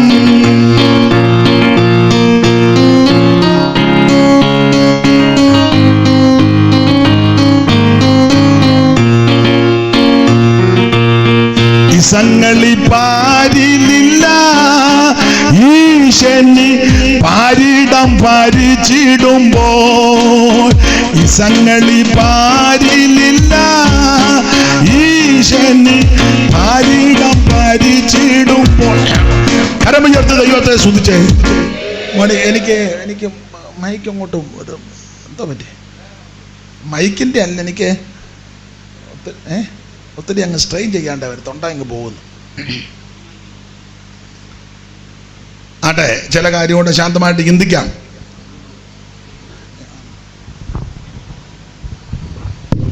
സ്തോത്രം. ഇതൊന്ന് നോക്കട്ടെ. അപ്പൊ ശ്രദ്ധിക്കുക, വിദ്വാൻമാര് വന്ന് പറഞ്ഞ കാര്യം അതിൽ ഒന്ന്, അവിടുന്ന് രാജാതി രാജാവ്. സ്തോത്രം. അത് മറിയ ഹൃദയത്തിൽ സംഗ്രഹിച്ചു. രണ്ട്, വിദ്വാൻമാര് വന്ന് പറഞ്ഞ കാര്യം അത് രണ്ടാമത് ഇങ്ങനെ ചിന്തിക്കുന്ന നല്ലത്. ദൈവത്തിന് മഹത്വം. അവിടുന്ന് ആരാധനയ്ക്ക് യോഗ്യന. അവിടുന്ന് ആരാധനയ്ക്ക് യോഗ്യന. അതിന്റെ രണ്ടാം അധ്യായത്തിന്റെ 2-ാം വാക്യം ഒന്നുകൂടെ വായിച്ചേ. മൈക്ക് കൂടെ വായിക്കേ. യഹൂദന്മാരുടെ രാജാവായി പിറന്നവൻ എവിടെ? മോനെ അത് ഓണാണോ? എന്നാ അമ്മാമ്മ ഓണാക്കാത്തതാ. ഓണാക്കി വരിക. അപ്പൊ അമ്മാമ്മ തന്നെ ഒന്ന് വായിച്ചേ. യഹൂദന്മാരുടെ രാജാവായി പിറന്നവൻ എവിടെ? യഹൂദന്മാരുടെ രാജാവായി പിറന്നവൻ എവിടെ? എവിടെ? ഞങ്ങൾ അവന്റെ നക്ഷത്രം കിഴക്ക് കണ്ടേ. ഞങ്ങൾ അവന്റെ നക്ഷത്രം കിഴക്ക് കണ്ടേ അവനെ നമസ്കരിപ്പാൻ വന്നിരിക്കുന്നു. അവനെ നമസ്കരിപ്പാൻ വന്നിരിക്കുന്നു എന്ന് പറഞ്ഞാൽ അവിടുന്ന് ആരാധനയ്ക്ക് യോഗ്യനാണ്. ഇത് വിവരമില്ലാത്തവരല്ല പറഞ്ഞത്, വിദ്വാൻമാരാ പറഞ്ഞത്. വട്ടനും പൊട്ടനും ചട്ടനും ഒന്നും അല്ല പറഞ്ഞത്, നല്ല അറിവുള്ള വിദ്വാൻമാരാ പറഞ്ഞത്. ഞങ്ങൾ അവന്റെ നക്ഷത്രം കണ്ടു. ആ നക്ഷത്രം കണ്ടപ്പോൾ മനസ്സിലായി അവിടുന്ന് ആരാധനയ്ക്ക് യോഗ്യനാ. അതുകൊണ്ട് ഞങ്ങൾ അവനെ ആരാധിപ്പാൻ വന്നിരിക്കുക. യേശു ക്രിസ്തുവാണ് ആരാധനയ്ക്ക് യോഗ്യൻ. യേശു ക്രിസ്തു മാത്രമാണ് ആരാധനയ്ക്ക് യോഗ്യൻ. ഇത് വന്ന് ഹെരോദാവിനോട് പറഞ്ഞപ്പോൾ ഹെരോദാവ് വിദ്വാൻമാര് പറഞ്ഞല്ലോ, രാജാവായിട്ട് ഒരുത്തം വരും, എന്നെ കൂടാതെ ഒരുത്തം ഭരിക്കും. പുള്ളിയുടെ ന്യൂട്രൽ, പുള്ളിക്ക് ഉടനെ അങ്ങ് ആരാധന കയറി. എനിക്ക് ഒന്ന് ആരാധിക്കണം, നിങ്ങൾ അറിഞ്ഞ സമയമെല്ലാം ടൈം കണ്ടേച്ച് വന്ന് എന്നോട് പറയണം, എനിക്കും ചെന്ന് അവനെ ഒന്ന് ചുമ്മാതാ. ഇപ്പം വെറുതെ വേല ഇറക്കിയതാ, അല്ലാതെ ആരാധിക്കാനൊന്നും. പക്ഷെ പറഞ്ഞു എനിക്കും അവനെ ഒന്ന് ആരാധിച്ചാൽ കൊള്ളാന്ന്. ആ 7-8 വാക്യം വായിച്ചേ. വിദ്വാൻമാരെ രഹസ്യമായി വിളിച്ച്, ആ വിദ്വാൻമാരെ രഹസ്യമായിട്ട് വിളിച്ച് നക്ഷത്രം വെളിവായ സമയം അവരോട് സൂക്ഷ്മമായി ചോദിച്ചറിഞ്ഞു. നക്ഷത്രം തെളിവായ സമയം സൂക്ഷ്മമായിട്ട് ചോദിച്ചറിഞ്ഞു. അടുത്തത്, അവരെ ബേത്ലഹേമിലേക്ക് അയച്ചു. അവരെ ബേത്ലഹേമിലേക്ക് അയച്ചു. നിങ്ങൾ ചെന്ന് ശിശുവിനെ കുറിച്ച് സൂക്ഷ്മമായി അന്വേഷിച്ചു. നിങ്ങൾ ചെന്ന ശിശുവിനെ പറ്റി, നിങ്ങൾ പറഞ്ഞ ശിശുവിനെ പറ്റി സൂക്ഷ്മമായിട്ട് അന്വേഷിപ്പീൻ. അന്വേഷിപ്പീൻ. കണ്ടെത്തിയാൽ ഞാനും ചെന്ന് അവനെ നമസ്കരിക്കാം. ഞാനും ഒന്ന് ആരാധിക്കാം. നിങ്ങൾ അമ്മാമി, നിങ്ങൾ ഇവിടെ ആരാധിക്കുന്നേ? ഞങ്ങള് പുളിക്കാമല്ലേ? എനിക്കും അങ്ങ് തോന്നുക നിങ്ങളുടെ കൂടെ ചുമ്മാതാ, ഇവള് വരാനൊന്നുമല്ല. തമ്പാരടി കേട്ടപ്പോ ഇളക്കം ഉണ്ടായതാ, അല്ല ദൈവത്തെ ആരാധിക്കാനൊന്നുമല്ല. നിങ്ങളിവിടെ അച്ഛൻ ആരാധിക്കുന്നത്? ഞങ്ങൾ 100 മാവിൽ. അയ്യോ, നിങ്ങൾ പോകുമ്പോൾ ഞാൻ ഈ വാതൊക്കെ ഇരുന്ന് നോക്കും, എനിക്ക് അങ്ങ് തോന്നുക നിങ്ങളുടെ കൂടെ ചുമ്മാതാ. അല്ല, അവരുടെ കാര്യം വിട്. ആരാധനയ്ക്കാന്ന് പറഞ്ഞ് ഞായറാഴ്ച വരുന്ന നീ ആരാധിക്കുന്നുണ്ടോ? നിനക്ക് കരോലാവിന്റെ ആത്മാവല്ലേ? ബൈബിള് സിയോങ്കിതാവലി, NIV, KJV, സംഗീത രത്നാവലി, ആത്മീയ ഗാനാവലി, സിയോൻ പ്രയാണ ഗീതങ്ങൾ, ഇതെല്ലാം കൊണ്ടുവന്നേച്ച് വാറതാനിരിക്കും പോലെ ഇരിക്കുക. നിനക്ക് കരോലാവിന്റെ ആത്മാവാ. ഇയാള് ചുമ്മാ പറഞ്ഞത് ആരാധിക്കുമെന്ന്. അങ്ങനെ പറയുന്ന ഒത്തിരി ആൾക്കാരുണ്ട്. ഇപ്പൊ ഞാൻ പറയാറുണ്ട്, നിങ്ങൾ എങ്ങനെ ചിന്തിച്ചാലും എനിക്ക് വിഷയമല്ല. ഇപ്പൊ ചില ഈ സംഗീത ട്രൂപ്പുകാരൻ കണ്ടേ, സഭയിൽ വന്നാൽ ഇവർ പലരും ആരാധിക്കത്തില്ല. ഈ മൈക്കും സെറ്റും ഈ ഇണ്ടിൻ്റെ ഒക്കെ ഉണ്ടെങ്കിൽ ഇവരെല്ലാം കൂടെ വെച്ച് നിന്നെ കൊല്ലും ഞാനും ഭാഗം ജീസസ് ജീസസ്. കറണ്ട് വന്നു പോയി ഇതൊന്നുമില്ലെങ്കിൽ ഇവർ ആരാധിക്കത്തില്ല. കൈയടിക്കത്തുമില്ല, പാടുകയില്ല, പ്രാർത്ഥിക്കുകയില്ല, ആരാധിക്കുകയില്ല. എന്നിട്ട് പിന്നെ ആരാധന ഇപ്പൊ കണ്ടിട്ടുണ്ടോ? കല്യാണത്തിന് ചെല്ലുമ്പോൾ ഒരു പൊപ്പല്ലാത്ത ആരാധനയാണ്. ചുമ്മാ ഇടവേല ഇറക്കരുത്. കല്യാണത്തിന് സഭായത്തിന് ഞായറാഴ്ച വന്നാ നീ ആരാധിക്കാത്ത? കല്യാണത്തിന് വന്നവല്ല ആരാധിച്ചാട്ടെ. ഹിന്ദു കാണും, മുസ്ലിം കാണും, നിരീശ്വരം കാണും, നാനാജാതി മനസ്സര് വരുന്നത് ആ കല്യാണത്തിനും ശവോടക്കിനും. അന്നേരം വന്ന് ആരാധിപ്പിക്കുന്നേ, അന്നേരം വന്ന് ആരാധിപ്പിക്കുന്നേ. എനിക്ക് മനസ്സിലാകുന്നില്ല. ആരാധനയ്ക്ക് നല്ല അവസരം നമ്മുടെ സഭാഗോളിലില്ലേ? ഇല്ലേ? ഇപ്പൊ ഇതിനകത്ത് ആരാധിക്കാം. ഇത് ഈ സഭാഹാളാ. കല്യാണം നടക്കുന്നതോ ഏതെങ്കിലും ഓഡിറ്റോറിയം അല്ലെ പാരീഷ് ഹാള്. കല്യാണത്തിന് വരുന്നത് പെന്തിക്കോസ്കാർ മാത്രമല്ലല്ലോ. ആണോ? അല്ല. അക്രൈസ്തവൻ വരും, ഹൈന്ദവ സ്നേഹിതൻ വരും, മുസ്ലിം സഹോദരങ്ങൾ വരും, നിരീശ്വരവാദി വരും, ബ്രദറൻ സഭക്കാർ വരും. അവർക്ക് അന്ന് അന്യഭാഷ കേൾക്കുന്നത് തന്നെ.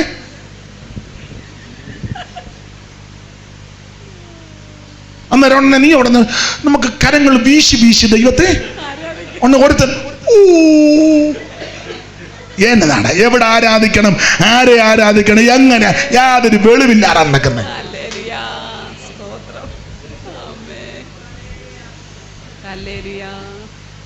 ഹെരോദാവ് പറയുകയാ, അയ്യോ നിങ്ങൾ ആ കുഞ്ഞിനെ കണ്ട ആ സൂക്ഷ്മമായ സമയം വന്ന് എന്നോടൊന്ന് പറയണം. ഞാനാണ് ആരാധിക്കാതെ ഇങ്ങനെ മുട്ടി നിൽക്കുക. എനിക്ക് ആരാധിക്കാഞ്ഞിട്ട് ഒന്ന് പറയണേ നിങ്ങൾ, എനിക്കൊന്ന് വന്നു വേണമെന്ന് ദൈവത്തെ. ഇവൻ ചുമ്മാ പറഞ്ഞതാ. ഇവൻ ആരാധിക്കാനുമല്ല, ദൈവത്തെ മഹത്വപ്പെടുത്താനുമല്ല. ഇവൻ കൊച്ചിനെ കൊല്ലാൻ സൂത്രം ഒപ്പിച്ചതാ. ഇവൻ കൊച്ചിനെ തട്ടിക്കളയാൻ തന്ത്രം മെനഞ്ഞതാ. പക്ഷെ അവൻ അറിയത്തില്ല അവിടുന്ന് ആരാണെന്ന്. അവൻ അറിയത്തില്ല അവിടുന്ന് ആരാണെന്ന്. അവിടുന്ന് ആരാധനയ്ക്ക് യോഗ്യനാ. അവിടുന്ന് അനാദിയായി ശാശ്വതമായുമുള്ളവനാ. അവൻ അവിടുന്ന് തന്നിനാകുന്ന ഏകാധിപതിയാ. അവിടുന്ന് മാത്രമാണ് ആരാധനയ്ക്ക് യോഗ്യൻ. അവിടുന്ന് മാത്രമാണ് സ്തുതികൾക്ക് യോഗ്യൻ. ഈ കാര്യോ മറിയ ഹൃദയത്തിൽ സംഗ്രഹിച്ചു. ഞാൻ ഇന്ന് 9 മണിക്ക് നിർത്താനാ ചിന്തിച്ചു വന്നത്. കാരണം നാളെ നമുക്ക് സഭായകം ഉണ്ടല്ലോ. അപ്പൊ ഇന്ന് അല്പം നേരത്തെ അങ്ങ് നിർത്തി. നാളെ വേണമെങ്കിൽ നമുക്കൊരു അല്പസമയം കൂടെ മുൻപോട്ട് പോയാൽ കുഴപ്പമില്ല. എന്നാ എന്നാ നിങ്ങളുടെ അഭിപ്രായം പറ. അതല്ലേ ഒരു നല്ല അഭിപ്രായം.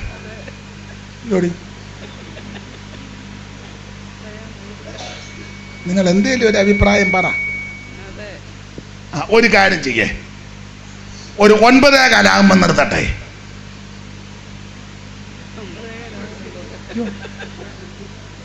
നിങ്ങൾ എന്തേലും ഒരു അഭിപ്രായം പറ. അതോ ഇപ്പം നിർത്തണോ, 9:15 നിർത്തണോ?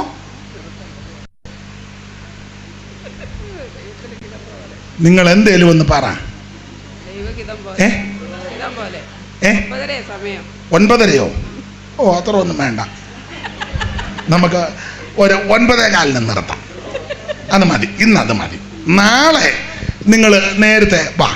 നമുക്ക് ഇച്ചിരി ഏറെ സമയം പാടുകയും പ്രാർത്ഥിക്കുകയും ആരാധിക്കുകയും വചനം ധ്യാനിക്കുകയും ചെയ്യാം. ദൈവത്തിന് മഹത്വം. ഇന്ന് ഒരു 9:15 നമുക്കങ്ങ് പിരിയാം. കാരണം ഞായറാഴ്ച എല്ലാവർക്കും കൂട്ടായ്മയുള്ളതാണ്. അപ്പം പല കാര്യങ്ങളുണ്ടല്ലോ. അപ്പം അത് തന്നെയല്ല, വൈകിട്ട് ചെന്ന് ഡ്രസ്സ് തേക്കേണ്ടവരുണ്ട്, ബൈബിളും വായിക്കത്തില്ല എങ്കിലും അത് എടുത്തു വെക്കേണ്ടതുണ്ട്. പാട്ട് പുസ്തകം അകാരാദിയൊന്നുമില്ല, എന്നാലും അത് തല്ലിപ്പൊത്തി അകാരാദിയൊന്നുമില്ലെന്ന് എനിക്കറിയാം. ഇരിപ്പ് കാണുമ്പോൾ അറിയാം, അകാരാദിയും കാണുകയല്ല, ഒരു ഗാദി. അപ്പം എന്നാലും അതെല്ലാം ഒന്ന് എടുത്ത് വെച്ചേ. സ്വോത്രകാഴ്ച കിട്ടുന്ന സഭയാണെങ്കിലേ അതുമൊക്കെ എടുത്ത് സൂക്ഷിച്ച പല കാര്യങ്ങളുണ്ടല്ലോ. അപ്പം അതുകൊണ്ട് ഒരു 9:15 നമുക്ക് ഇന്ന് അങ്ങ് നിർത്താം. ദൈവം അനുവദിച്ചാൽ നാളെ നമുക്ക് ഇച്ചിരിയേറെ സമയം കർത്താവ് കരുണ ചെയ്യുകയാണെങ്കിൽ ഒന്നിച്ചു കൂടി ദൈവത്തെ ആരാധിക്കും. അപ്പോൾ മറിയ ഈ കാര്യമെല്ലാം ഹൃദയത്തിൽ സംഗ്രഹിച്ചു. എന്ത് കാര്യം? ഒന്ന്, അവൻ ഗബ്രിയേൽ മാലാഖ വന്ന് പറഞ്ഞു, അവൻ രക്ഷകനാണ്. അത് ഹൃദയത്തിൽ സംഗ്രഹിച്ചു. 2, ആട്ടിടയന്മാര് വന്ന് പറഞ്ഞു, ഈ ഇരിക്കുന്നവൻ മഹാ സന്തോഷം തരുന്നവനാ. അതും ഹൃദയത്തിൽ സംഗ്രഹിച്ചു. വിദ്വാൻമാര് വന്ന് പറഞ്ഞ കാര്യമാണ് നമ്മൾ ചിന്തിച്ചുകൊണ്ടിരിക്കുന്നത്. ഒന്ന്, ഈ ഇരിക്കുന്ന അവിടുന്ന് രാജാതിരാജാവാണ്. 2, ഈ ശിശു സാധാരണ ശിശുവല്ല, അവിടുന്ന് ആരാധനക്ക് യോഗ്യനായവനാ. ഞങ്ങൾ അവനെ ആരാധിപ്പാൻ കടന്നു വന്നിരിക്കുക. ഇന്ന് രാത്രി ആരെ ആരാധിക്കണം? യേശുവിനെ ആരാധിക്കണം. ആരെ ആരാധിക്കരുത്? വേറെ ആരെ ആരാധിക്കരുത്? മനുഷ്യനെ, മൃഗത്തെ, പക്ഷിയെ, പൂച്ചയെ, പാറ്റയെ, പല്ലി, കോഴി, കൊക്കും ഒന്നിനെ ആരാധിക്കരുത്. ഈ പ്രകൃതിയെ ആരാധിക്കരുത്. ചരാചരങ്ങളെ ആരാധിക്കരുത്. സൂര്യനെ ആരാധിക്കരുത്. ചന്ദ്രനെ ആരാധിക്കരുത്. നക്ഷത്രത്തെ ആരാധിക്കരുത്. മനുഷ്യനെ ആരാധിക്കരുത്. ആണിനെ ആരാധിക്കരുത്. പെണ്ണിനെ ആരാധിക്കരുത്. സ്തംഭമുണ്ടാക്കരുത്. ധൂപമുണ്ടാക്കരുത്. ഒരു ബിംബമുണ്ടാക്കരുത്. ഒരു വിഗ്രഹത്തെയും ആരാധിക്കരുത് എന്ന് ഈ പുസ്തകം പഠിപ്പിക്കുന്നു. പിന്നെ ആരെ ആരാധിക്കണം? സർവജ്ഞനായ ദൈവത്തെ ആരാധിക്കണം. ആരാധനയ്ക്ക് യോഗ്യൻ യേശുവാണ്. ആരാധനയ്ക്ക് യോഗ്യൻ യേശുവാണ്. കരമുയർത്തി ദൈവത്തെ സ്തുതിക്കുക.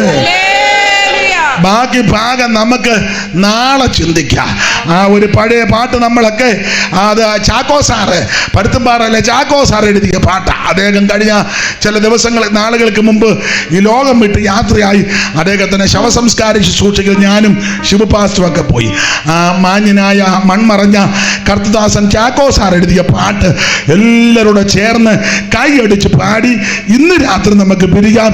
കർത്താവ് അനുവദിച്ചാൽ നാളെ രാത്രി നമുക്ക് ഒന്നിച്ചു കൂടി ശേഷമുള്ള ഭാഗം അടുക്കടുക്കായിട്ട് ധ്യാനിക്കാം. കരമുയർത്ത് ദൈവത്തെ സ്തുതിച്ചാട്ടെ. ആരാധനയ്ക്ക് യോഗ്യനെ നിന്നെ ഞങ്ങൾ ആരാധിച്ചിടുന്നിതാ. ആരാധനയ്ക്കു യോഗ്യൻ നിന്നെ ഞങ്ങൾ ആരാധിച്ചിടുന്നിതാ. ആഴിയും ഊഴിയും നിർമ്മിച്ച നാഥനെ, ആഴിയും ഊഴിയും നിർമ്മിച്ച നാഥനെ, ഓ ആത്മാവിലാതെ